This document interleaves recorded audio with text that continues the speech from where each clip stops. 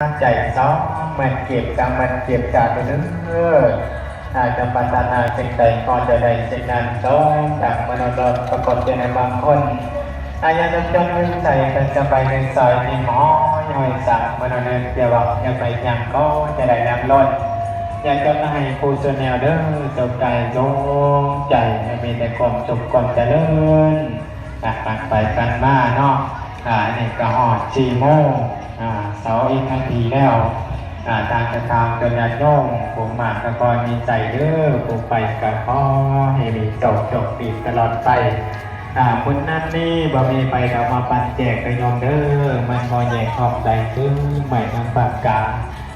เกือบจะมันเฮากินเขากินเฮาปากอีมันมาปัดกินทองเขาหนักผูกเขากินให้เราเนาะแข่งงานยังใดจะแข่งคนว่าศาสนามันแข่งบ่ได้ในทองเด้อ